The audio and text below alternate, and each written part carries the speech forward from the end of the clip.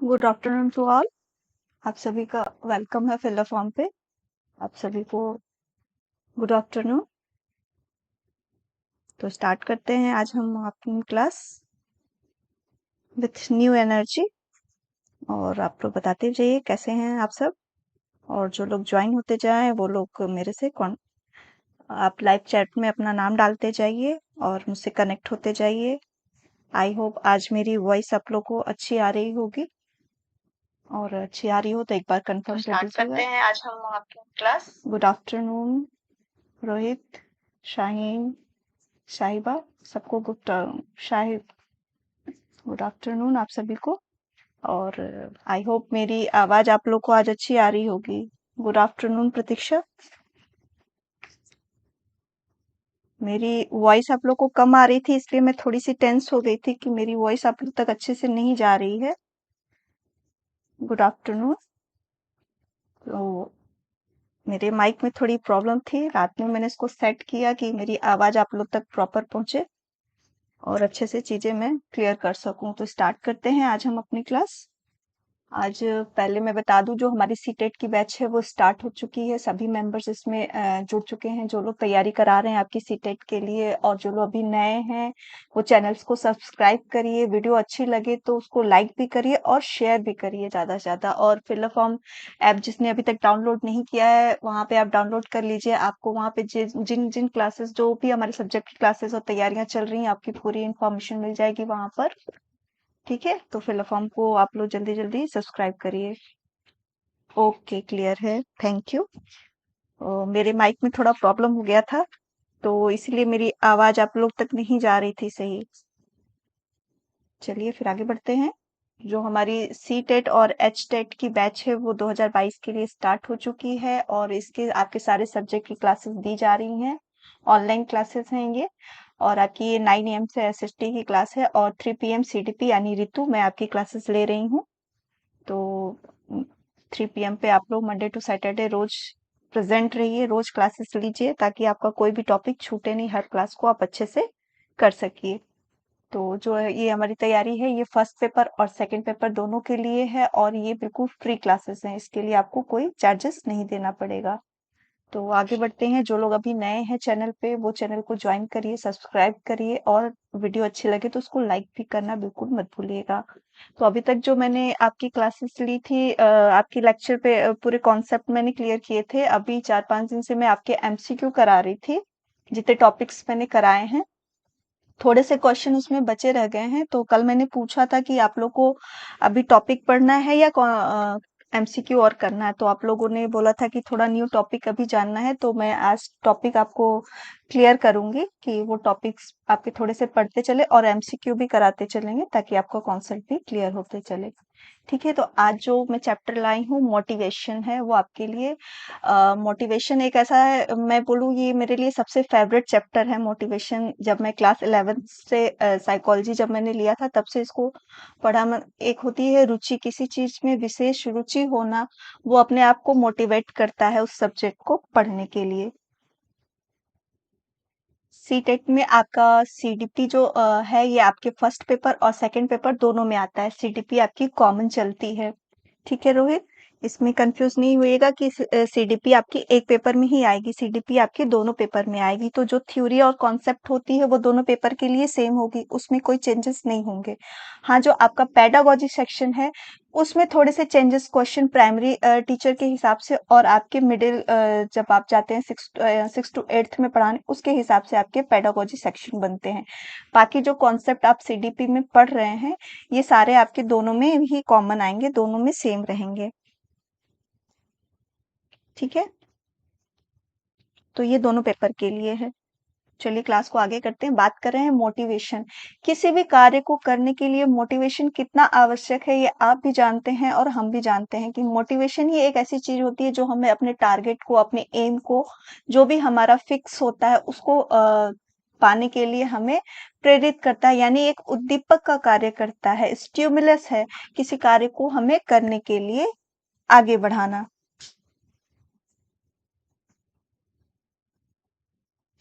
PGT Hindi के लिए आपको जाना पड़ेगा। आपको 10 पीएम पे हिंदी क्लासेस लेती हैं, आरती मैम लेती हैं। उसके लिए आप वहाँ पे जाके देख सकती हैं।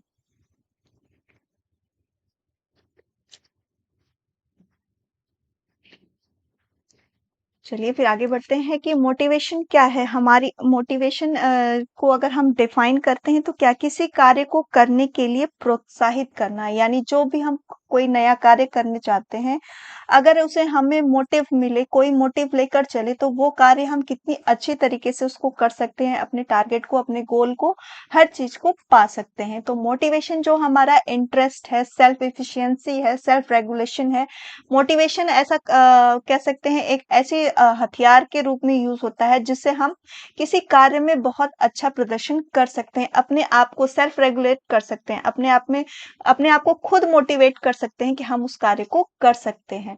सेल्फ इफिशियंसी जो वो बोलता है, ये यही बोलता है कि अपने अंदर हाई इफिशियंसी, यानी अपनी जो प्रबलता है वो ज्यादा रखनी चाहिए। पहले ही किसी कार्य को करने से पहले हार नहीं मानना चाहिए।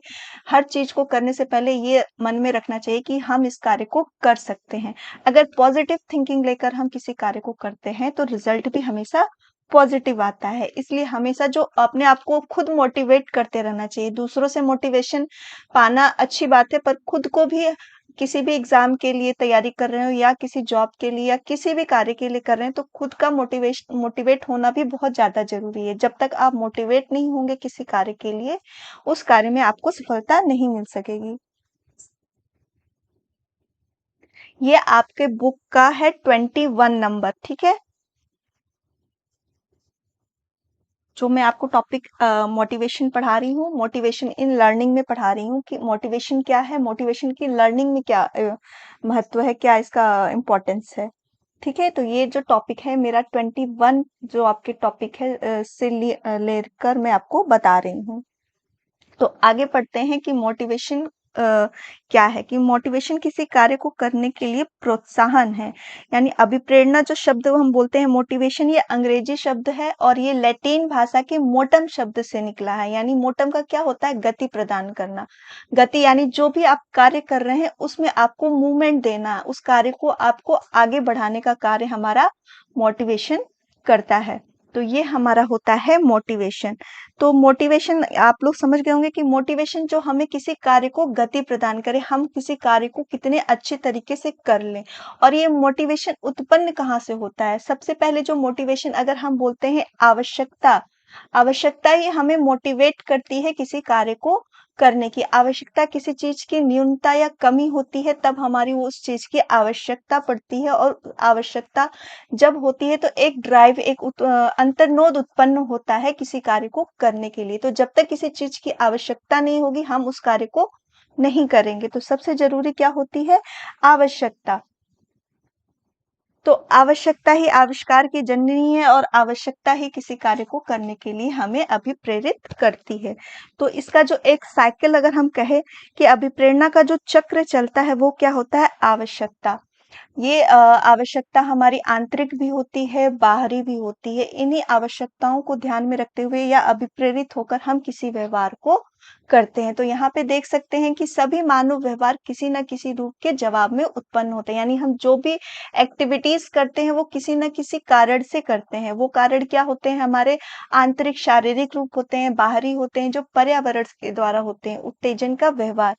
ठीक है, ये हमारा एक टारगेट होता है, उसके अकॉर्डिंग हम बिहेवियर अपना करते हैं। ये अक्सर कुछ उद्देश्य या लक्ष्य शामिल करते हैं।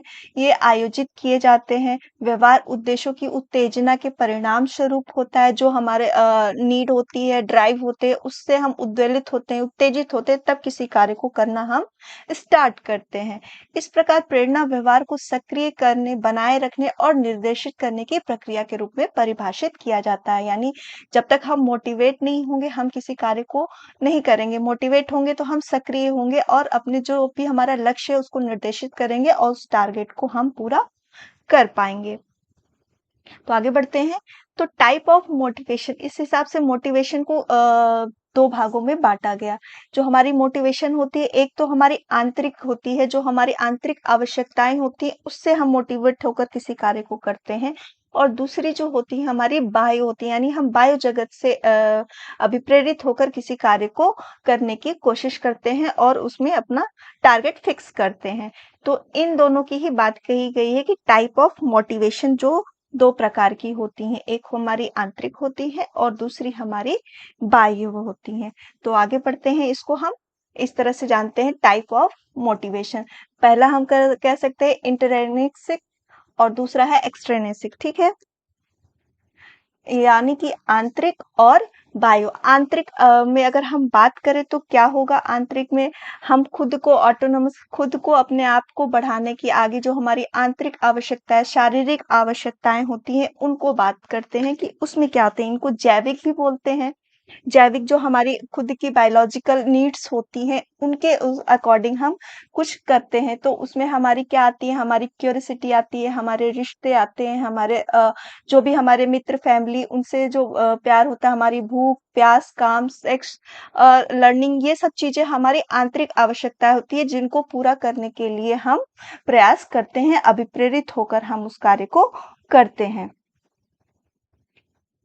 आगे अगर हम बात करें तो आपके बायो कारक की, तो इसमें क्या होते हैं कि इसमें आप किसी चीज को रिवार्ड पाने के लिए, किसी चीज से अभिप्रेरित होकर उसके बदले में आपको, कार्य के बदले में कुछ आपको रीइंफोर्समेंट मिलता है, उससे अभिप्रेरित होकर आप इस कार्य को करते हैं। तो इसमें आपका कंपटीशन हो गया, फियर और फेलियर हो गया। कंपटीशन में आपको आगे बढ़ना है, यानी आपको एक रिवॉर्ड दिख रहा है कि इस कंपटीशन में हमको आगे जाना है। प्रतियोगिता जहाँ पे होती है, यानी कोई हमको उसके बदले में कोई एक फिक्स जो हो कह सकते हैं कि एक फिक्स रिवॉर्ड मिल जाए, वो होता है। फियर और फेलियर, मतलब हम फेल होने के डर से किसी कार्य को करते हैं, पनिशमेंट के बचने की वजह से किसी कार्य से अभिप्रेरित होकर करते हैं। फिर है अच्छा बनने के लिए, पैसे के लिए, अच्छे नंबर, ग्रेड्स, ये सब क्या हो गए, हमारे बायो फैक्टर्स हो गए, जो हमें अभिप्रेरित करते हैं किसी बाहर कार्य को करने के लिए। तो आंतरिक जो होता है वो हमारे सेल्फ कहेंगे, अपने जो आंतरिक संतुष्टि होती है उसके लिए करते हैं, जिसे करने में हमारे आंतरिक, हमारी शारीरिक आवश्यकताएं पूरी होती हैं, जैसे भूख लगना, प्यास लगना। इसको भूख लगने पे खाना खाते हैं तो हमारी जो होती है, हमारा डाइजेशन, हमारा भूख की अंतर्नोद शांत होता है। प्यास लगने पे पानी पीते हैं, जिस चीज से हमें खुद की सेटिस्फेक्शन मिलती है, हमारे शरीर की आवश्यकता पूरी होती है, आनंद की प्राप्ति होती है, वो हमारी क्या होती है, आंतरिक अभिप्रेरणा होती है। और बाह्य अभिप्रेरणा जो बाहरी समाज द्वारा प्रभावित होती है, बाहरी लोगों से प्रभावित होकर हम किसी कार्य को करते हैं, वो हमारी होती है बाह्य प्रेरणा। तो बाह्य प्रेरणा में हमें रिवॉर्ड मिलता है कुछ, उसके बदले में जो कार्य करते हैं उसके लालच में हम किसी कार्य को आगे बढ़ाते हैं। तो ये हमारा हो जाता है बाह्य अभिप्रेरणा। तो ये दोनों आपको क्लियर हो गए हैं कि आंतरिक अभिप्रेरणा जिससे हमारी शारीरिक आवश्यकताएं पूरी होती हैं, और बाह्य अभिप्रेरणा जो हम बाहर समाज से प्राप्त करना चाहते हैं, आत्मसम्मान, आत्मसिद्धि और मनी, ये सब चीजें हम अपने बाहर समाज से प्रभावित होकर इन सब कार्यों को करते हैं दिखाने के लिए, तो वो हमारी हो जाती हैं बाह्य अभिप्रेरणाएं। ठीक है, क्लियर है आप लोग को यहाँ तक की बात, कि ये दो तरह की होती हैं। आगे बढ़ते हैं, जो हम नेक्स्ट बात करेंगे कि जो बोल, जैसे मैंने यहाँ पे आपको पिक्चर से एक्सप्लेन किया कि जो बाह्य अभिप्रेरणा होती है, या हम इसे मनोसामाजिक अभिप्रेरणा भी कह सकते हैं, जो बाहरी जगत से होती है। तो एक बच्चा क्यों पढ़ाई करता है, अच्छे पढ़ाई करने के लिए वो इसलिए पढ़ाई कर रहा है कि मेरे नंबर, ग्रेड जो हो वो अच्छे आए। फिर एक उसका टारगेट होगा कि मैं गेम में खेलूं तो मुझे उस चीज से क्या हो, रिवॉर्ड मिले, मैं मेडल ले आऊं, अच्छा जॉब लगे। मतलब behaviour is drive by external reward such as money, fame, grades and pride. जो हमारा बायो अभिप्रेरणा होगा वो क्या होगा कि बाहरी रिवॉर्ड के द्वारा हम उस चीज से प्रभावित होकर किसी कार्य को करते हैं। तो यहाँ पे जो मैंने इन दोनों को आपको अच्छी तरह से समझाया कि जो आपकी आंतरिक अभिप्रेरणा है वो किस पे जाती है, प्राइड, इंटरेस्ट, अचीवमेंट, क्यूरियोसिटी, ये सब चीजें होती हैं जब आप किसी चीज को जानने के लिए, खोजने के लिए, अपनी सुख के लिए अपने आप पे डिपेंड होते हैं, अपने लिए किसी कार्य को करते हैं, वो हमारी होती है आंतरिक अभिप्रेरणा। आपकी क्यूरियोसिटी है, आपको उससे कुछ मिलना है, लेकिन आपको किसी चीज के बारे में विशेष जानकारी जानना है और आप उसको जानते हैं, तो आपको एक खुशी मिलती है, किसी को नाचना पसंद है, किसी को गाना पसंद है, तो ये क्या होती है, उसकी इंटरनल डिजायर्स होती हैं जो वो अपने वातावरण में उसको अभिप्रेरित होकर करते हैं। डांस करना करना इसके लिए हम अलग से क्लासेस ज्वाइन करते हैं।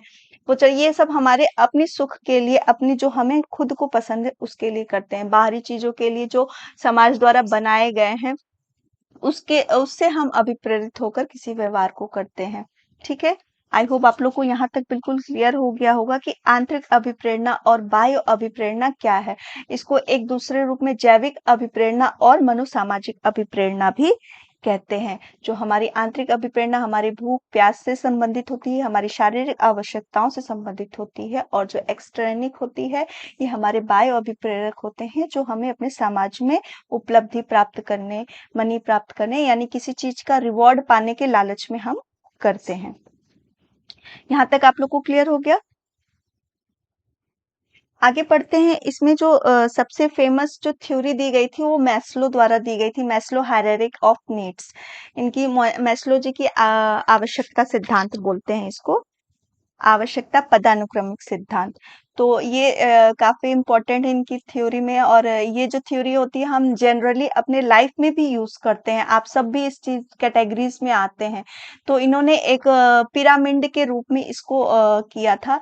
तो जो सबसे पहले जो हमारी इनमें आती थी साइकोलॉजिकल यानी कि शारीरिक क्रियात्मक आवश्यकताएं। इसमें जो मेन हमारा होता है, क्या होता है, जो हमारे भूख प्यास सेक्स सोने इन सब चीज़ों को जो हमारी आवश्यकताएँ होती हैं, सबसे पहले हम इनको पूरा करते हैं। जो हमारी बेसिक आवश्यकताएँ होती हैं, हमारे जीवन की जो सबसे कहेंगे सबसे पहली जो आवश्यकता होगी वो यही होगी कि हम सबसे पहले किसी चीज़ के लिए क्यों चिंतित होते हैं, हम सबसे पहले अपने शारीरिक आवश्यकताओं को पूरा करने की कोशिश करते हैं। इसमें क्या होता है कि साँस लेना, खाना-पीना ये सब क्या होती है हमारी प्रेज़ेंट जीवन की जो कह सकते हैं कि मूलभूत आवश्यकताएँ जो होती हैं हमारी फर्स्ट ये होती हैं।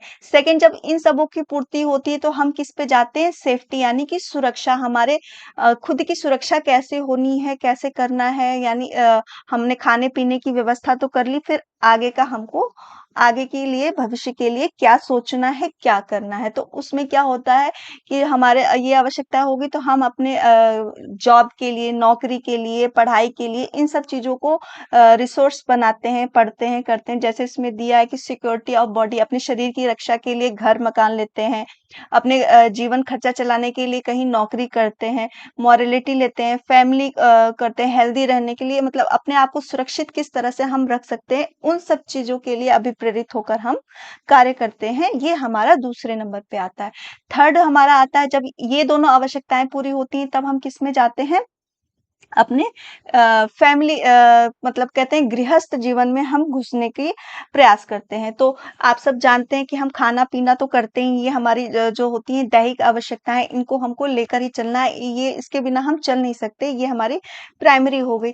दूसरी हमारी उनकी सुरक्षा से हो गई कि हम अपने इन सब आवश्यकताओं को पूरा करेंगे तो उसको कैसे करेंगे, अपने भविष्य को लेकर क्या सोचते हैं, नौकरी करना, पढ़ाई, हर चीज़ों को सुरक्षा, घर बनाना, ये सब चीज़ें हमारी सेफ्टी में आती हैं। थर्ड जो हमारा आता है रिलेशनशिप, जहाँ पे हम अपने मित्र सर्कल, फ्रेंडशिप सर्कल बढ़ाते हैं, शादी-विवाह होता है, हर चीज़ों का होता है, एक फैमिली रिलेशन में आते हैं। फोर्थ जो हमारा आता है एस्टीम, यानी कि ये जो लेवल होता है इसमें भी बहुत कम लोग, हम 3 कैटेगरीज़ में हम लोग आते ही आते हैं। कि ये 3 कैटेगरीज़ तक तो हम लोग पहुँचते हैं, लेकिन जो 4th कैटेगरी होती है इसमें भी बहुत कम लोग होते हैं जहाँ पे लोग रिस्पेक्ट वाली बात करते हैं, यानी कि सेल्फ एस्टीम यानी सेल्फ कॉन्फिडेंस बढ़ाना, अचीवमेंट लेना, रिस्पेक्ट टू अदर, और दूसरों से भी रिस्पेक्ट पाने की इच्छा करते हैं। जैसे आप कह सकते हैं कि आजकल दहेज की जो समस्या है बहुत ज़्यादा है। इस स्टेज पे बंदा अगर होगा तो वो क्या कहेगा कि नहीं, मेरे पास भगवान ने सब कुछ दिया है, मैं दहेज नहीं लूँगा, मैं सिर्फ शादी-विवाह करना चाहूँगा, यानी प्राइड की बात आती है। वो खुद को रिस्पेक्ट दूसरों से भी पाना चाहता है और दूसरों को भी देता है। फोर्थ जो कह सकते हैं मॉरलिटी एंड क्रिएटिविटी, इसमें जो होती है बहुत हाई थिंकिंग होती है, काफ़ी ऊँची सोच वाले लोग आते हैं। तो अगर हम बात करें इस सोच की, तो इसमें कौन-कौन रहेगा? इसमें बहुत कम लोग आएँगे जो अपने बारे में ना सोच के दूसरों के बारे में सोचते हैं। और ऐसी थिंकिंग लेना, जैसे बहुत हाईली थिंकिंग लेना, problem solving, lack of project, expect thinking of fact, जहाँ पे खुद के बारे में ना सोच के दूसरों के बारे में, दूसरों के लिए अच्छा सोचना, ये चीज़ें हमारी सेल्फ एक्चुअलाइज़ेशन में आती है। मतलब सबसे आत्म-सिद्धि, कि जहाँ पे हमने सब कुछ प्राप्त कर लिया, अब इसके बाद जो हमारी सोच है वो हमारे समाज के लिए, हमारे लोगों के लिए, हर चीज़ के लिए हो। हमारे जैसे इनमें आपको कहेंगे जो हमारे स्वतंत्रता सेनानी थे, उन लोगों ने क्या किया कि हमारे अपने लिए नहीं, देश के लिए सोचा। ऐसी थिंकिंग वाले वो ये बिल्कुल हाई लेवल में आते हैं।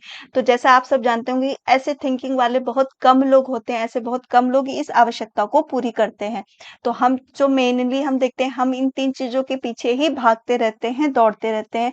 4th भी कह सकते हैं कि हम बहुत हद तक इसको पाते हैं, लेकिन जो 5th हमारा आता है कि इस चीज़ों में जो होता है कि खुद के बारे में ना सोच के दूसरों के बारे में सोचना, बहुत हाई थिंकिंग लेवल सोचना, साइंटिस्ट हो गए हमारे, वैज्ञानिक हो गए, और हमारे जो स्वतंत्रता सेनानी, ये लोग बहुत खाली हाईली थिंकिंग वाले थे, क्रिएटिव थिंकिंग कह सकते हैं।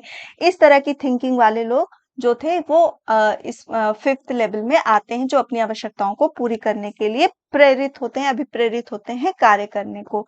तो मैस्लो जी के ये 5 जो उन्होंने दिया था आवश्यकता, इसको स्टेप बाय स्टेप हम फॉलो करते हैं, और जैसे हमारी एक आवश्यकता पूरी होती है, हम दूसरी आवश्यकता को पूरी करने के लिए अभिप्रेरित होते हैं। और ये जो आवश्यकता है हमारी जो होती है, यही हमें आगे बढ़ाती है अपने लक्ष्य को निर्देशित करने पे। फिर उस लक्ष्य को करने के लिए हम तरह-तरह के प्रयास करते हैं, कार्य करते हैं। उस कार्य के दौरान हमको अचीवमेंट मिलता है, और अचीवमेंट मिलने के बाद फिर हम संतुष्ट हो जाते हैं कि हमारा कार्य सक्सेस हो गया। फिर हम दूसरी चीज़ों को दूसरा जो हमारा एक गोल होता है, हम दूसरे लक्ष्य को लेते हैं, और ये प्रोसेस जो होता है ये कंटिन्यूअस चलता रहता है, वन बाय वन, की हम एक कार्य को पूरी करने के बाद दूसरे कार्य को पूरी करने के लिए पूरे अभिप्रेरित रहते हैं, प्रयासरत रहते हैं। तो ये मैस्लो जी का आपका थ्योरी था, हायरार्किक थ्योरी।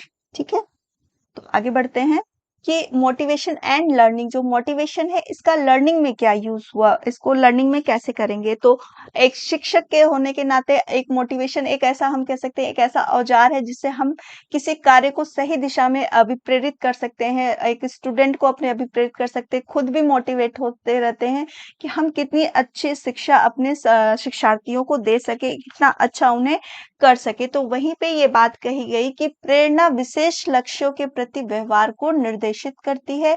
प्रेरणा उन विशिष्ट लक्ष्यों को निर्देशित करती है जिनकी और शिक्षार्थी प्रयास करता है। यानी जो भी वो मोटिव लेके चलता है, हम उसे जितना मोटिवेट करेंगे, उसके कार्य की रुचि को देखकर हम उसे बोलेंगे, विद्यार्थी को आप ये कर सकते हो, आपके अंदर ये है, तो वो उतना ज़्यादा ही मोटिवेट होगा उस कार्य को करने के लिए। इस प्रकार छात्र द्वारा किए जाने वाले विकल्पों को प्रभावित करता है। उदाहरण के लिए चाहे भौतिकी या स्टूडियो कला को दाखिल लेना, चाहे एक चुनौतीपूर्ण होमवर्क हो, असाइनमेंट हो, यानी कोई भी कार्य अगर वो चुनौतीपूर्ण लेता है, हम उसे मोटिवेट करके किसी भी क्षेत्र में आगे बढ़ा सकते हैं। प्रेरणा गतिविधियों में दीक्षा और दृढ़ता को बढ़ाता है, यानी जो भी कार्य हम करते हैं वो हमें क्या करता है, उस कार्य को करने के लिए हमें मजबूती प्रदान करता है। शिक्षार्थियों को कार्य शुरू करने की अधिक संभावना है जो वह वास्तव में करना चाहता है। हम जितना उसे मोटिवेट करेंगे, जितना अच्छा उसे बताएंगे, जितने उसके मोटिवेशन हमारा मजबूत होगा, वो उस कार्य को उतने अच्छे से करने के लिए तत्पर होगा। वे इससे पूरा करने तक इस काम को करना जारी रखने की अधिक संभावना रखेंगे, भले ही वो कभी-कभी प्रक्रिया में बाधित या निराशा हो। हम हर कार्य करते हैं, हर कार्य को करने ज़रूरी नहीं कि हम फर्स्ट अटेम्प्ट में ही उस कार्य को कर पाएँ। तो कभी-कभी उस कार्य को करने में निराशा भी होती है, तो वहाँ पे एक टीचर होने के नाते आपको उसको बार-बार मोटिवेट करना है, कोई बात नहीं। आप फिर से उस कार्य में करो, आप फिर से उस कार्य को कर सकते हो। तो प्रेरणा कार्य के छात्रों को समय को बढ़ाती है, उन्हें सीखने और उपलब्धि को प्रभावित करने का महत्वपूर्ण कारक होता है। नेक्स्ट करते हैं, प्रेरणा बढ़े हुए प्रयास को ऊर्जा ले जाती है, यानी कि अगर हम किसी कार्य को कर रहे हैं और उससे हमारा जो रिजल्ट आ रहा है वो पॉजिटिव आ रहा है, तो हमारी जो एनर्जी होगी वो और हाई लेवल में होगी, हमें उस कार्य को करने के लिए और अच्छा मोटिवेशन मिलेगा और हम उस कार्य को और बेहतर तरीके से करेंगे। तो आपको हमेशा बच्चों को क्लास में जब भी हो उनके इंटरेस्ट के अकॉर्डिंग हर चीज़ों में ज़्यादा इन्वॉल्व करना है, मोटिवेट करना है कि आप इस कार्य को कर सकते हैं। अगर कोई बच्चा निराश भी होता है, असफलता भी लाता है, तो भी हमें उस कार्य को मोटिवेट करना है कि नहीं, आप इस कार्य को कर सकते हो और अच्छी तरीके से हो सकता है। तो नेक्स्ट जो हम बात करते हैं कि प्रेरणा संज्ञानात्मक प्रक्रियाओं को प्रभावित करती है। जो भी हमारे कॉग्निशन में चलता है, जो हम सोचते हैं, वो सब डायरेक्टली दिमाग से ही चलते हैं हमारे, तो वो चीज़ें हमारे मोटिवेशन क्या होगी, वो इफ़ेक्ट करेगी। जितना पॉज़िटिव रिज़ल्ट आएगा, जितना हम पॉज़िटिव थिंकिंग अपने अंदर रखेंगे, वो कार्य हमें उतनी ही मोटिवेट करेगी किसी कार्य को करने के लिए। तो प्रेरणा प्रभावित करती है शिक्षार्थी को किसी पे ध्यान देते हैं और कितनी प्रभावी ढंग से संसाधित होती है, यानी कितने अच्छे तरीके से हम उसको कर सकते हैं। उदाहरण के लिए प्रेरित शिक्षार्थी अक्सर कक्षा सामग्री को वास्तव में समझने के लिए एक ठोस प्रयास करते हैं। इसे सार्थक रूप में सीखने के लिए और विचार करें कि वे अपने जीवन में कैसे उपयोग कर सकते हैं। जो भी हम उनको टीचिंग एड्स दिखाते हैं, जो भी चीज़ देते हैं, अगर वो अभी प्रेरित है तो वो उसको अडॉप्ट करना चाहेगा, उससे वो कुछ सीखना चाहेगा, वास्तव में कुछ लेना चाहेगा। तो मोटिवेशन ऐसा चीज़ है कि जिससे हम बच्चों को हमेशा टाइम टाइम पे उसे मोटिवेट कर सकते हैं। बच्चों के व्यवहार में परिवर्तन कर सकते हैं, उन्हें बता सकते हैं कि आपका ये व्यवहार गलत है। उसके लिए हम क्या कर सकते हैं, आप गुड, वेरी गुड का यूज़ कर सकते हैं। कोई कार्य अगर वो अच्छा नहीं हो रहा, तो वहाँ पे हम एक कह सकते हैं कि नेगेटिव रीइंफोर्समेंट भी ले सकते हैं, बोल सकते हैं कि ये कार्य आपका अच्छा नहीं हुआ, इसमें आप अच्छा नहीं कर सकते। तो निंदा और पुरस्कार भत्सना ऐसे प्रेरक हैं जो बच्चे के व्यवहार को परिवर्तन करते हैं। चरित्र निर्माण में सहायक होती है। शिक्षक बालकों को उत्तम गुणों और आदर्शों को प्राप्त करने के लिए प्रेरित कर सकता है। इस प्रकार उसके अच्छे चरित्र का निर्माण हो सकता है।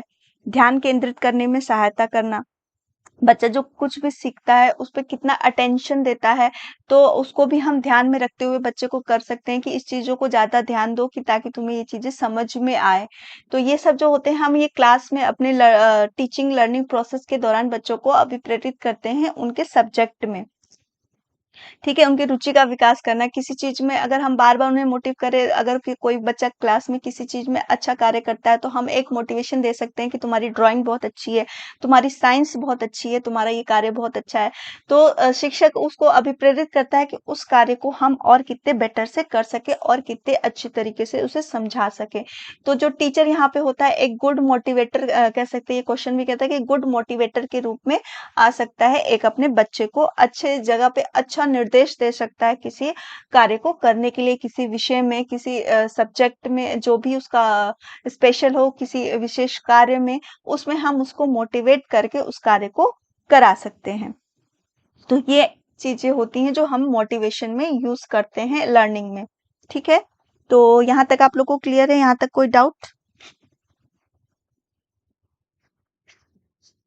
यहाँ तक आप लोग को कोई डाउट ना हो तो एक बार ओके कर दीजिए। इसके द्वारा हम खुद को जो अभिप्रेरित कर सकते हैं कि स्व अभिप्रेरणा क्या करते हैं, ये सबसे अच्छा एक हम कह सकते हैं कि दूसरों से अभिप्रेरित होते हैं, वो तो अच्छी थिंकिंग होती है, लेकिन हम अपने को खुद को कैसे मोटिवेट करें किसी कार्य को करने के लिए। जैसे आप स्टूडेंट हैं, एग्जाम दे रहे हैं, आप खुद को पहले से ही अपने आप को करिए, नहीं मैं ये कर सकता हूँ, मैं 30 मार्क्स ला सकता हूँ, अगर मैं इसको इतना पढ़ूं तो ये चीजें मेरी हो सकती हैं। तो उसके लिए क्या कर सकते हैं कि कोई भी आप योजना बनाइए, उसको व्यवस्थित ढंग से करिए। ओके, तो किसी भी चीज को ढंग से आप कर सकते हैं ना। अपने लक्ष्यों को प्राथमिकता के आधार पे क्रम निर्धारण करिए कि आज मुझे 1 से लेके 2 चैप्टर तक पढ़ लेना है। तो ये खुद को जब आप 2 चैप्टर पढ़ लेंगे तो आपको खुद मोटिवेशन मिलेगा कि मैंने ये टारगेट रखा था और ये मेरा कंप्लीट हो चुका है। दूसरा जो हमारा आता है कि जैसे हमने कोई टॉपिक लिया, कुछ दिन के लिए, कुछ हफ्ते के लिए, हर चीज़ की एक स्ट्रैटेजी अपनानी चाहिए कि हमें ये चीज़ इतने दिन में करना है। और जो आप उस कार्य को अपने सक्सेस कर लेते हैं, तो आप अपने लिए खुद को रिवॉर्ड दीजिए कि मैं ये कार्य कर लूँगा तो मैं अपने लिए एक चॉकलेट लाऊँगा, एक मिठाई लाऊँ। तो ये अपना सेल्फ रिइंफोर्समेंट हो सकता है किसी कार्य को करने के लिए। तो हम अगर अपना कार्य कर रहे हैं तो हम दूसरों से अभिप्रेरणा एक्सपेक्ट ना करें, खुद को अभिप्रेरित करें कि हम उस कार्य को कितना अच्छे से कर सकते हैं। तो मोटिवेशन एक हम कह सकते हैं औजार है, हथियार है, जो आपको कोई भी कार्य में अच्छा प्रदर्शन करने के लिए अभिप्रेरित करता है। ठीक है, स्वयं को पुरस्कृत करना, अपने आप को किसी आपने लक्ष्य ले लिया, आप खुद को उस चीज़ के लिए रिवॉर्ड करेंगे तो आपको एक अलग से सैटिस्फैक्शन मिलेगा कि मैंने ये कार्य किया, मैंने खुद को रिवॉर्ड दिया और उस कार्य को आप दोबारा भी करेंगे और अच्छा प्रयास करेंगे। तो सेल्फ मोटिवेट होना भी बहुत ज़्यादा ज़रूरी है, खुद को भी बहुत ज़्यादा मोटिवेट रखना चाहिए, ना कि दूसरों से करें कि दूसरों द्वारा ही हमें मिले, हम दूसरों से ही प्रभावित होकर कार्य करें, खुद भी प्रभावित होकर उस कार्य को करना चाहिए। तो ये हमारा होता है सेल्फ मोटिवेशन। तो आगे जो हम बात करते हैं, आज हमने मोटिवेशन को इसीलिए जल्दी कंप्लीट किया कि जो हमारे आगे के क्वेश्चन हैं जो छूटे हुए थे उनको मैं आज आप लोग को कंप्लीट करा दूंगी, फिर कल एक नेक्स्ट टॉपिक नया टॉपिक लेकर आऊंगी जो आप लोग को मैं बताऊंगी। तो यहाँ तक आप लोग को कोई डाउट नहीं है? तो मैं अपना जो नेक्स्ट टॉपिक है उसको कंप्लीट कराना चाहूंगी। 1 मिनट होल्ड करिएगा।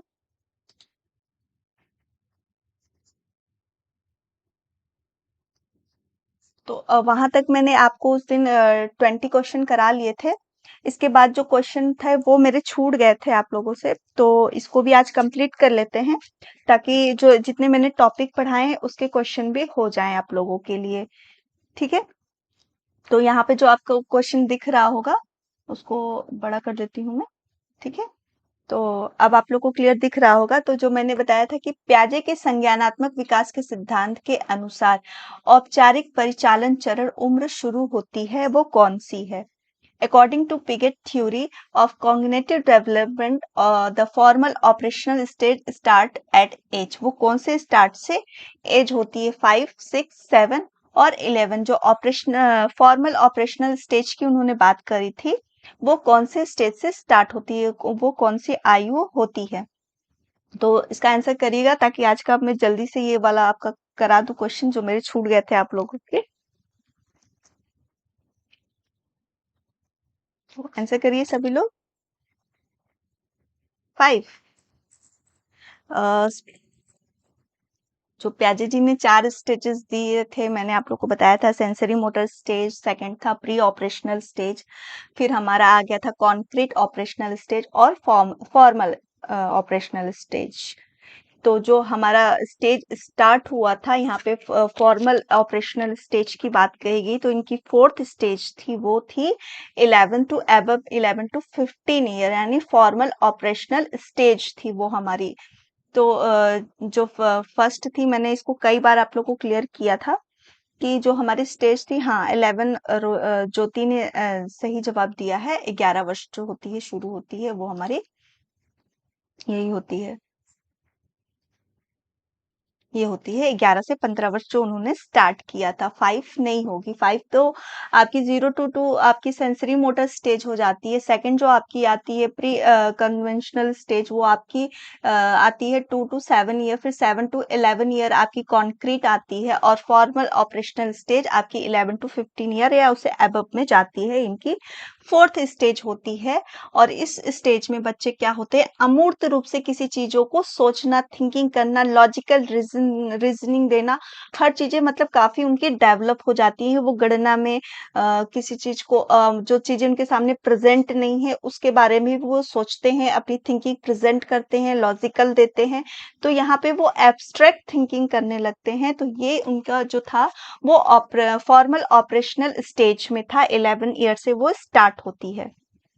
देखिए, नेक्स्ट नेक्स्ट क्वेश्चन की तरफ बढ़ते हैं। अकॉर्डिंग टू पियाजे theory of cognitive development, the concrete operational stage start at age. ये कौन से स्टेज से स्टार्ट होती है? आपकी concrete operational stage. 1 year, 3 year, 5 year and 7 year. Answer करिए आप लोग।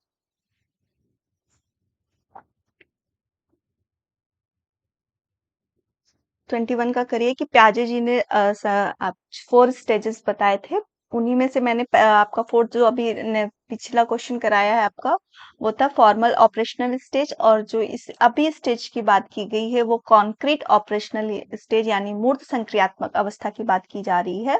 तो मूर्त संक्रियात्मक अवस्था जो थी ये किस एज से स्टार्ट होती है? ज्योति जी का जवाब आ रहा है 7 ईयर, बिल्कुल सही है ये।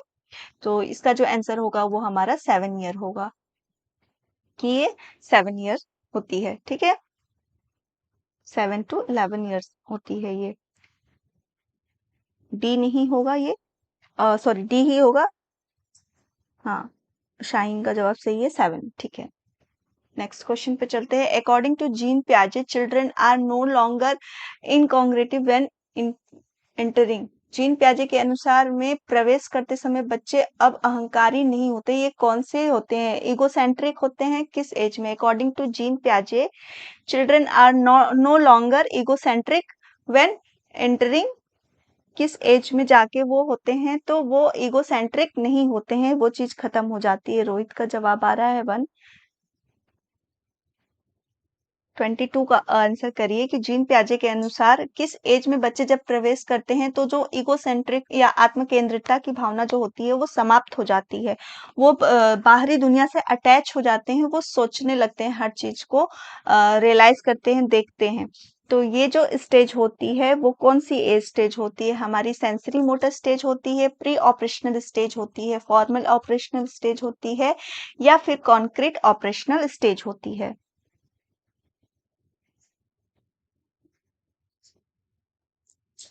सेंसरी मोटर तो होगा नहीं, यहाँ पे ईगोसेंट्रिक आपकी खत्म हो जा रही है। तो ईगोसेंट्रिक जब बच्चे होते हैं तो वो सेंसरी मोटर में भी होते हैं, और प्री ऑपरेशनल स्टेज में भी आपके बच्चे ईगोसेंट्रिक होते हैं। वो आत्म केंद्रित होते हैं, अपने आप पे ज्यादा उनका फोकस होता है, वो अपने खिलौनों से बात करते हैं, किसी चीज को सिंबलाइज करके देखते हैं, हर चीजों का जो दूसरों से अटेंशन पाना चाहते हैं, दूसरों से प्यार पाना चाहते हैं, तो ईगोसेंट्रिक होते हैं, आपके प्री ऑपरेशनल स्टेज तक होते हैं। लेकिन जहाँ बच्चे कॉन्क्रीट ऑपरेशनल स्टेज में पहुंचते हैं वो उनका ईगोसेंट्रिक जो होता है वो खत्म हो जाता है, यानी अमूर्त संक्रियात्मक अवस्था में जब बच्चे जाते हैं तो उस अवस्था में उनका ईगोसेंट्रिक यानी आत्म केंद्रितता खत्म हो जाता है। बच्चे क्या होते हैं? अपने समाज लोगों से इंटरेक्ट होते हैं, जुड़ते जाते हैं, तो वहां पे जो उनका सामाजिक दायरा होता है, जो उनका कह सकते हैं लोगों से मिलना जुलना, ये सब चीजें बढ़ने लगती हैं। तो ये सब जब चीजें बढ़ेंगी तो बच्चा क्या होगा? उसको अपने बारे में नहीं, वो सबके बारे में, हर चीजों के बारे में सोचने लगता है। तो इसका जो राइट आंसर होगा वो होगा हमारा कॉन्क्रीट ऑपरेशनल स्टेज, यानी कि मूर्त संक्रियात्मक अवस्था। हाँ, नायडू का जवाब सही है, इन्होंने डी बताया है, बिल्कुल सही है। नेक्स्ट क्वेश्चन की तरफ बढ़ते हैं हम। The most recent response is most likely to. जो हम तुरंत हालिया प्रतिक्रिया होती है उसकी सबसे ज्यादा संभावना क्या होती है कि हम भूल जाते हैं, या पुनरावृत्ति होती है, या समझौता होती है, या फिर से नहीं होता है? जो मोस्टली अभी हमने तुरंत जो प्रक्रियाएं की या क्रिया किया, तो उसके द्वारा वो क्रियाएं क्या होती, हम उनको जब तुरंत फिर से प्रयास करेंगे तो वो क्या हो जाएंगी? फॉरगेट हो जाएंगी, रिक्योर हो जाएंगी, कंप्रोमाइज्ड हो जाएंगी, नॉट अक्योर अगेन होगी। क्वेश्चन नंबर 23 का आंसर करिएगा कि सबसे हालिया प्रतिक्रिया जो अभी हमने तुरंत किया उसको हमने फिर से अगर दे दिया करने के लिए तो वो क्या होगा? पल्लवी का जवाब बिल्कुल सही है, ये बी ही होगा कि हमने जो तुरंत प्रतिक्रिया करी, अगर हम फिर उसको रिपीट करते हैं, दोबारा करते हैं, तो वो क्रिया दोबारा से होने के चांसेस बहुत ज्यादा होते हैं।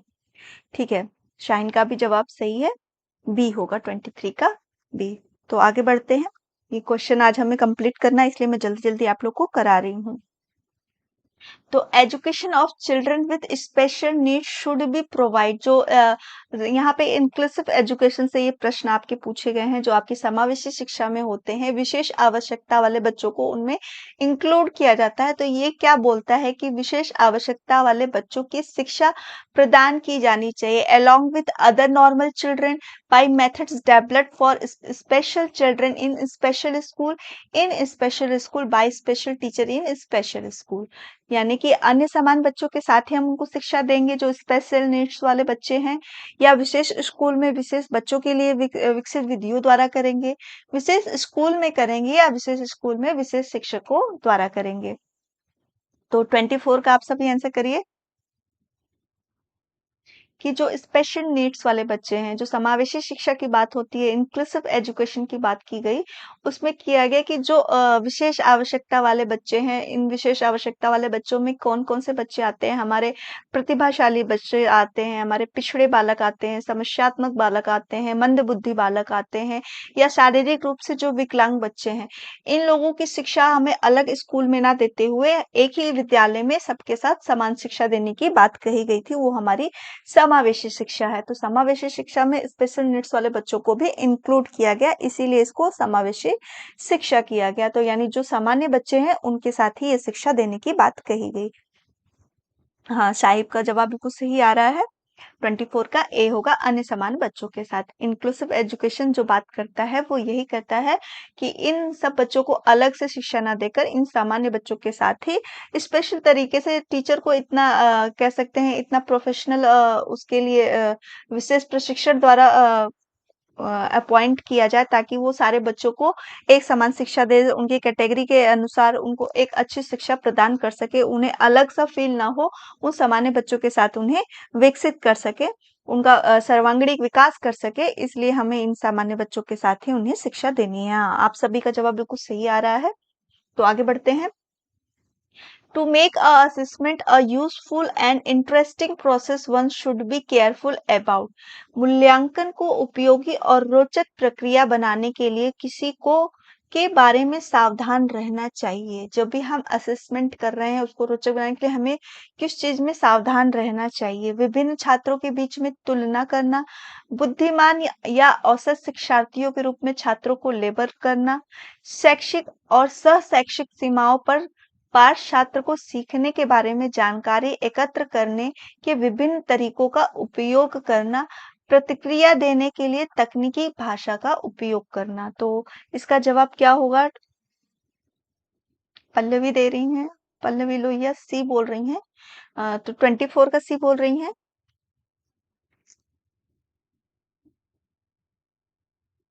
सी सही है आप लोग का जवाब बिल्कुल।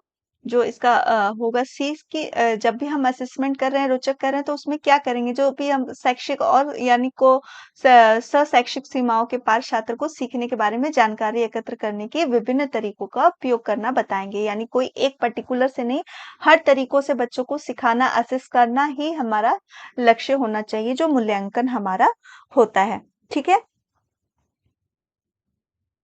चलिए फिर आगे बढ़ते हैं। सी सही है सभी का जवाब। तो ये क्वेश्चन में कोई डाउट नहीं है। पेडागोजी सेक्शन ऐसे ही क्वेश्चन आते हैं, उससे सभी आप लोग डर जाते हैं कि पेडागोजी क्या है, बट पेडागोजी को अगर समझेंगे उस चीजों को तो आप एक शिक्षक हो के एस्पेक्ट से देखना पड़ेगा कि आप शिक्षक हैं तो आप क्या सोचेंगे। तो नेक्स्ट क्वेश्चन जो हमारा है, is not considered as a sign of begin gifted. जो गिफ्टेड चाइल्ड होते हैं उनकी एक विशेषता इसमें से नहीं है, तो वो क्या होती है? Creativity, ideas, fighting with other, novelty to expressions या क्यूरियोसिटी। यानी कि रचनात्मक विचार होता है, दूसरों के साथ लड़ना होता है, अभिव्यक्ति में नवीनता होती है या जिज्ञासा होती है, उसमें से नहीं है।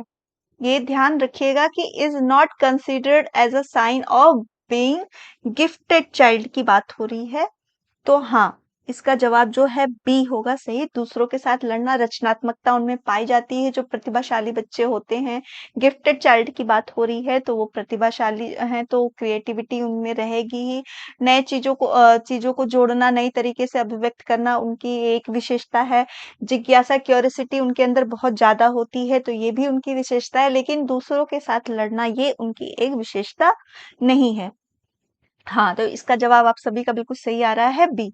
तो नेक्स्ट जो हम चलते हैं कि children actively construct their understanding of the world, is the statement attribute.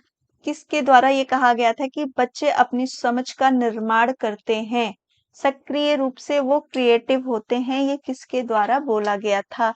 पियाजे, Pavlov हैं, कोलबर्ग हैं या स्किनर हैं? कि बच्चे सक्रिय रूप से दुनिया में अपनी समझ का निर्माण करते हैं, ये बहुत फेमस लाइन है। ये अक्सर पूछा जाता है कि ये किसके द्वारा किया गया था। तो जो सक्रिय, जहाँ पे बच्चे सक्रिय हों, वो अपने समझ का निर्माण कर रहे हों, तो ये हमारे कॉग्निशन से आता है, हमारे कह सकते हैं संज्ञानात्मक विकास के सिद्धांत से ये बात उठी हुई है। तो इसको ध्यान में रखिएगा कि ये क्वेश्चन आपके बहुत बार पूछे गए हैं और ये बहुत ज़्यादा होता है कि बच्चे सक्रिय रूप से दुनिया में अपनी समझ का निर्माण करते हैं। ये जो बात बोली गई थी, ये जीन पियाजे जी द्वारा बोली गई थी कि जीन पियाजे जी का मानना था कि बच्चे एक नन्हे वैज्ञानिक हैं, जो स्वयं का समझ का निर्माण जैसे वो जैसे-जैसे उनकी आयु बढ़ती है, वो अपनी दुनिया से इंटरैक्ट होते हैं और अपनी समझ का निर्माण स्वयं करते हैं। यानी वो हर एक बच्चा एक वैज्ञानिक है, वो हर चीज़ों को नए एस्पेक्ट से देखता है, सोचता है, उसको वो कर सकता है। तो ये जो लाइन दी गई थी, वो पियाजे जी द्वारा बोली गई थी कि बच्चे सक्रिय रूप से दुनिया के अपनी समझ का निर्माण करते हैं। ठीक है, क्लियर है आपको बात? कि इन्होंने हर बच्चे को बोला कि वो नन्हा वैज्ञानिक है। अगर बच्चे को अगर हम उस तरह का माहौल हर चीज़ें दें, तो वो खुद कुछ चीज़ें बना सकता है, तोड़ सकता है, उसको एक नए तरीके से दिखा भी सकता है। ठीक है? और बच्चों को इन्होंने सबसे बोला कि बच्चे एक्टिव होते हैं, अर्थ का निर्माण करते हैं। ठीक है? तो आप सबका जवाब शाहीन का जवाब सही आ रहा था। हाँ, माई ने भी सही बोला। तो आगे बढ़ते हैं। हाँ, 26 का ए प्याजे जी ने कहा था। तो कृतिका जो घर पर ज्यादा बात नहीं करती है, वह स्कूल में खूब बात करती है। तो यह किस बात को दर्शाता है? कि स्कूल को बहुत कुछ बोलने का अवसर प्रदान करती है। शिक्षकों को मांग है कि बच्चों को स्कूल में बहुत सारी बात करनी चाहिए, या उसे अपना घर बिल्कुल भी पसंद नहीं है, उसके विचारों को स्कूल में स्वीकार किया जाता है। Kritika, who does not talk much at home, talk a lot at school. It shows that the school provide opportunity for children to talk a lot. Teacher demand that children should talk a lot at school. D, हाँ, बिल्कुल सही है कि उसके वो इसलिए घर पे नहीं बोलती है, स्कूल में ज्यादा बोलती है, क्योंकि वहां पे उसके विचारों को एक्सेप्ट किया जा रहा है, उसको उन चीजों को पूरा अवसर प्रदान किया जा रहा है कि वो अपनी बातों को कह सके, बता सके। ए नहीं होगा, डी होगा कि उसके विचारों को स्कूल में स्वीकार किया जाता है, उनकी बातों को कह सकते हैं कि जो सही मायने मिलता है वो चीजें वो स्कूल में खुल के एक्सप्रेस करती है, बताती है, एक्सेप्ट की जाते हैं उसके थॉट्स को, उसको और बोलने का मौका दिया गया कि नहीं, तुम जो बोल रही हो वो सही है। तो यहाँ पे उसके विचारों को स्कूल में स्वीकार किया गया, इसलिए वो स्कूल में ज्यादा बात करती है। हाँ, 27 का डी। आप सभी का आंसर संगीता राम परवेश, सबका जवाब बिल्कुल सही आ रहा है। शकील, आपका भी जवाब बिल्कुल सही है। तो नेक्स्ट क्वेश्चन की तरफ बढ़ते हैं कि a teacher should make an attempt और टू अंडरस्टैंड द आपका कह सकते हैं पोटेंशियल ऑफ हर is student which of the following fields is relate to his objective. एक शिक्षक को अपने छात्रों की क्षमताओं को समझने का प्रयास करना चाहिए। निम्नलिखित में से कौन सा क्षेत्र इस उद्देश्य से संबंधित है? शैक्षिक समाजशास्त्र, सामाजिक दर्शन, मीडिया मनोविज्ञान या शैक्षिक मनोविज्ञान? 28 का आंसर करिएगा आप लोग कि जो शिक्षक है अपने छात्रों की क्षमताओं को समझने का प्रयास करना चाहिए, वो किस क्षेत्र में किस उद्देश्य से संबंधित होता है? शैक्षिक समाजशास्त्र, सामाजिक दर्शन, मीडिया मनोविज्ञान या शैक्षिक मनोविज्ञान? Educational sociology, social philosophy, media psychology या एजुकेशनल साइकोलॉजी? हाँ, बिल्कुल सही जवाब आ रहा है आप लोग का। सभी एकदम करेक्ट हैं। जो इसका आंसर होगा शैक्षिक मनोविज्ञान, यानी उसके उद्देश्यों की प्राप्ति हम साइकोलॉजिकल नीड्स जो होती है उसके अकॉर्डिंग कर रहे हैं। तो हमारा जो रिलेट होगा वो कहाँ पर होगा? डी पे होगा, शैक्षिक मनोविज्ञान। हाँ, सभी का जवाब बिल्कुल सही आ रहा है। तो नेक्स्ट क्वेश्चन की तरफ बढ़ते हैं कि motivation is the process of learning. अभी मैंने मोटिवेशन पढ़ाया, देखिए मोटिवेशन का क्वेश्चन आ गया। तो मोटिवेशन ऐसी चीज है कि आपको हमेशा एग्जाम में पूछेगा, और ये डायरेक्ट चीजों से आपसे ही रिलेट करके पेडागोजी में पूछेगा कि प्रेरणा सीखने की प्रक्रिया में क्या है? शिक्षार्थी की स्मृति को तेज करता है, नए को अलग करता है, पुरानी शिक्षा से सीखे। शिक्षार्थियों को क्या करेगा? यूनिडायरेक्शनल रूप से सोचेगा, युवा शिक्षार्थियों के बीच में सीखने की रुचि पैदा करता है। 29 का आंसर करिएगा आप लोग।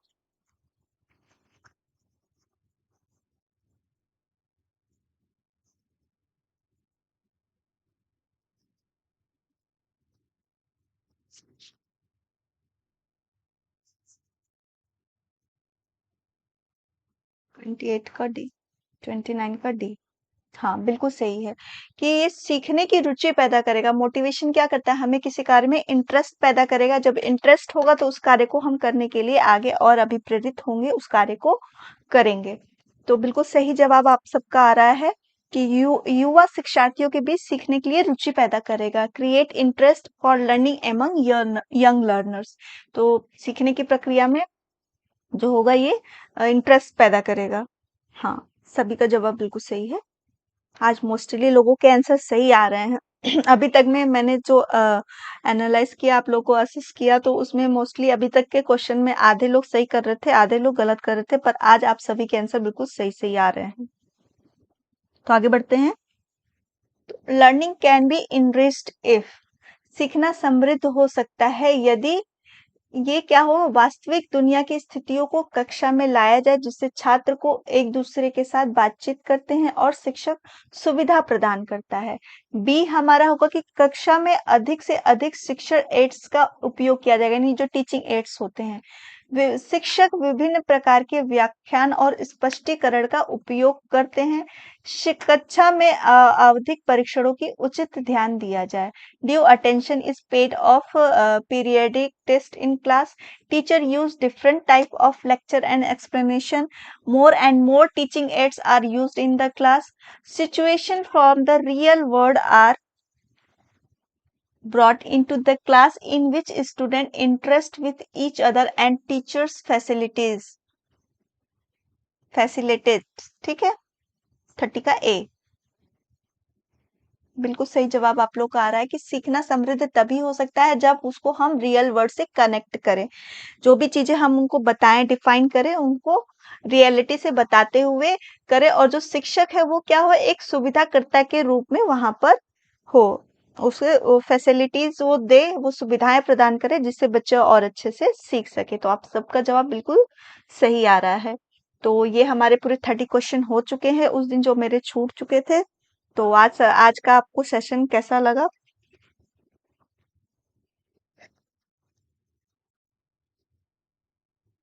हाँ, ए सही है रोहित, आपका जवाब बिल्कुल सही आ रहा है। सभी का जवाब बिल्कुल सही आ रहा है। 30 के लिए ए बिल्कुल सही है। जो लर्निंग तभी सही समृद्ध हो सकती है, तभी जब पहुंच सकती है जब हम वहां पर बच्चे को वास्तविक दुनिया से जोड़े, और जो टीचर हो वो किसके रूप में हो, एक सुविधाकर्ता के रूप में यूज करें। कल हमारी क्लास फिर से होगी। हमारी क्लास मंडे टू सैटरडे रोज चलती है, ठीक है। तो कल भी मैं कुछ क्वेश्चंस आप लोग के लिए लेकर आऊंगी और टॉपिक को भी लेते चलूंगी, ताकि आपका टॉपिक भी होता चले और जितने क्वेश्चंस हैं आपके कोई क्वेश्चन छूटे नहीं। तो हर क्वेश्चन करते जाएंगे तो आपका कॉन्सेप्ट भी क्लियर होता जाएगा। कल न्यू टॉपिक होगा हमारा मोटिवेशन। आज चैप्टर मैंने कंप्लीट करा दिया। मोटिवेशन से जो क्वेश्चन भी थे मैंने बहुत सारे करा दिए। थैंक यू आप सभी का। और जितने लोग जुड़ रहे हैं वीडियो को लाइक भी करिए, और लोगों को भी जोड़ते जाइए जो लोग सीटेट या एचटेट की तैयारी कर रहे हैं। क्योंकि सीडीपी मेरे क्लास में बहुत सारे बच्चों ने बोला कि सीडीपी मैम समझ में नहीं आती है, बट सीडीपी मुझे लगता है अगर थोड़ा सा समझने की कोशिश करें और चीजों को हम अपने वर्ड से जो बात कही गई, जो चीजें अपने लाइफ में होती है उससे रिलेट करते हुए पढ़ें और चीज देखें, तो लगेगा कि नहीं, जो बात हो रही है सच में सही बात हो रही है। और सीडीपी को क्यों लाया गया? सीडीपी क्या है? Child development of psychology. आप लोग चाइल्ड डेवलपमेंट ऑफ पेडागोजी बोलते हैं, पर मेरा है चाइल्ड डेवलपमेंट ऑफ साइकोलॉजी। बच्चे के को जानना है कि बच्चों को जब तक हम अच्छे से समझेंगे नहीं, जानेंगे नहीं, तो फिर हम उन्हें कैसे पढ़ाएंगे, कैसे समझेंगे। बिल्कुल, मैं हर चैप्टर का नाम हमेशा आप लोग को डालती जाती हूँ, और जब भी मेरे क्लास आपने पूरे ने देखे होंगे, मैंने सारे चैप्टर्स को लेकर पढ़ाए हैं, सारे चैप्टर को क्लियर किया है कि मैंने ये चैप्टर आज पढ़ाया है। बिल्कुल। तो इसमें वो मत रखिएगा आपने मेरी क्लासेस नहीं देखी होंगी, इसलिए बाकी मैंने सारे चैप्टर्स को बताते हुए चला है। Thank you Naidu. Thank you so much. आपको मेरी क्लासेस अच्छी लग रही है, ये मेरे लिए मोटिवेशन का काम कर रहा है, तो मुझे और अच्छा लग रहा है कि मैं आप लोग के लिए और कितने अच्छे टॉपिक लाऊं, और आपका कोई भी टॉपिक ये चीज छूटे नहीं, ताकि मैं उसको पूरा अच्छे से करा सकूं। ठीक है, तो आज के लिए बस इतना ही। कल फिर मिलेंगे हम नए टॉपिक के साथ और नए क्वेश्चंस के साथ। तो आप सभी जितने हैं, सभी लोग मेरे साथ रोज ज्वाइन होइए कि आपका कोई भी टॉपिक छूटे नहीं, कोई कंफ्यूजन नहीं रहेगा। तो thank you for watching me. और जो लोग अभी क्लास नहीं ज्वाइन किए हैं, वो लोग जाके फिल फॉर्म पे चैनल को सब्सक्राइब करिए। यूट्यूब पे हम मेरा सभी सब्जेक्ट के चैनल्स आते हैं। प्रतीक्षा, हाँ, जवाब बहुत लेट से आ रहा है। ठीक है, तो चलिए फिर जानते हैं। जिसको नोट्स का है, नोट्स में बहुत तैयार कर चुकी हूँ, जितने मेरे टॉपिक्स हो चुके हैं, और जो पढ़ाने वाले हैं वो भी टॉपिक्स पे मैं नोट्स बना रही हूँ। आप सभी को नोट्स मिल जाएंगे। ये नोट्स आपको इस नंबर पे जब आप कॉल करेंगे तो आपको पता चल जाएगा कि नोट्स कहाँ से मिलेंगे और कैसे मिलेंगे। ठीक है, तो आज के लिए बस इतना ही। अपना ध्यान रखिए, अच्छे से पढ़ाई करिए और क्लासेस रोज अटेंड करिए। सभी की क्लासेस लीजिए, सभी क्लासेस आपके लिए बहुत यूजफुल होने वाली हैं। तो थैंक यू फॉर वॉचिंग मी। और वीडियो अच्छी लगे तो लाइक भी करते जाना। ओके, तो टेक केयर, बाय बाय।